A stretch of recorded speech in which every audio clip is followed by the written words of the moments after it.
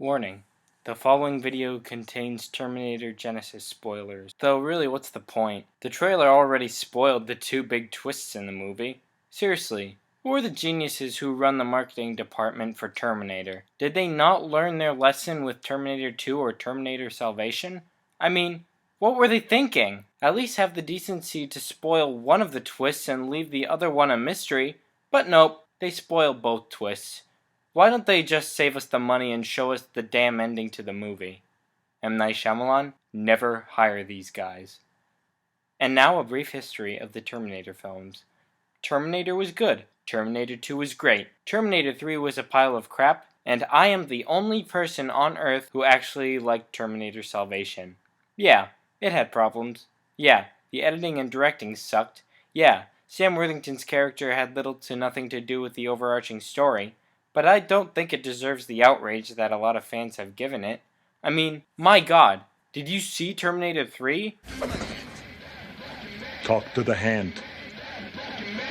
Terminator Salvation is at least watchable compared to Terminator 3. But what about the fifth installment, Terminator Genisys? I didn't like it. Let me start from the beginning. The first scene in the movie shows how Kyle Reese met John Connor as a 9-year-old boy. Wait, hold on a second. As a 9-year-old boy? Are you serious? In the last movie, Terminator Salvation, it clearly shows how he met John Connor at the Skynet factory, and he was in his late teens. Really, Genisys? You couldn't have waited for the characters to go back in time to f*** with the canon? And it's not like changing it would have affected the script in any way. Nothing would have changed had they left it the way it happened. So the scene of Kyle meeting John as a kid is not only inaccurate, but it also serves no purpose. It's the first scene in the movie and I'm already pissed off. Ay. Anyway, the next 5 minutes is a battle between the human resistance and the machines, which is really cool. They've been building this war up in all of the movies, and now we get to see it in all of its special effects glory. While the human and robot action in Terminator Salvation was more realistic, like a war movie, this is an all-out battle like in a science fiction movie, and it's pretty badass. Afterwards, they send Kyle Reese back in time to save Sarah Connor, and the next 5 minutes after that is a shot-for-shot remake of the first movie. And I'll admit, my inner child was loving it. It's amazing how true they are to the original Terminator, but they couldn't even get Kyle meeting John. Okay, that's the last time I bring that up. But Kyle realizes that things have changed and the canon, I mean the past, has been rewritten. This is where the movie really gets confusing and it really starts to fall apart. Also, major spoilers coming up right now, so leave if you still want to see this movie. Spoiling in 3, 2, 1. So Kyle meets up with Sarah Connor, who's now a badass, and Pops, who's a good guy Terminator, played by Arnold Schwarzenegger. It turns out that someone has sent Pops back in time to protect Sarah Connor as a little girl. Who sent him back? We don't know. They never explain that minor, little, insignificant detail which changes the events of Terminator history.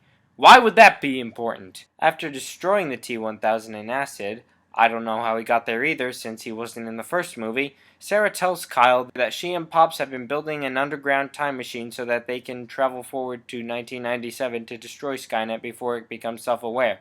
First of all, if you want to destroy Skynet before it becomes self-aware, why would you time travel to the year it becomes self-aware? Why not destroy it in 1996 while it's still in development? Secondly, you just built a time machine underground? In 1984? If that's not dumb enough, Kyle somehow convinces Sarah to instead travel to the year 2017 because he had a vision, don't ask, of his younger self telling him that Skynet is Genisys. So, he wants to go even further into the future to destroy Skynet when it's active and more powerful than before. What? That makes even less sense than Sarah's plan. Why is Sarah going along with it? Where are they going? Sarah, honey, put your clothes back on. Step away from the time machine. Sarah, you get your keister over here this instant, Missy, or you'll be in big trouble. That settles it. I'm never having kids. Thanks, Genisys. When they get to the year 2017, they find that John Connor is alive, and that he knows who they are. Okay, I'm about to reveal the second big twist that you probably already know about, so here it is. John Connor becomes a Terminator. Ye gats! No! But even if I hadn't already seen the trailers, I would still call bull on him being alive in the year 2017. In this timeline, Sarah and Kyle didn't have sex in 1984, which means that Connor wouldn't have even been conceived yet. He'd still be a little sperm swimming around in Kyle's testicles. Sarah should have at least called that out, because she and Pops knew that Kyle Reese was going to be John's father. But no, she's like, John, it's really you! It's a Christmas miracle! And John's like, yeah, Mom, it's me. You did it. You stopped Judgment Day. So how the hell do I know what Judgment Day is if it never happened? Yes, it's totally me and nothing else. Ugh, just hurry up and reveal yourself. We already know it's you. The marketing team made damn well sure of that. And what follows for the rest of the movie is just a bunch of pointless chase scenes. J.K. Simmons is in the movie for no reason at all. And they destroy Genisys. Spoilers again, no they don't. Because they want to make a sequel, making the second half of this movie completely pointless. So now you know why I don't care for this movie. And it's a shame, because this could have been the defining Terminator movie. It could have been the climax, or heck, maybe it could have been the finale to the series. All movie series have to have an end someday, but nope, they want to revitalize the franchise and reboot it, squeezing every last penny out of it.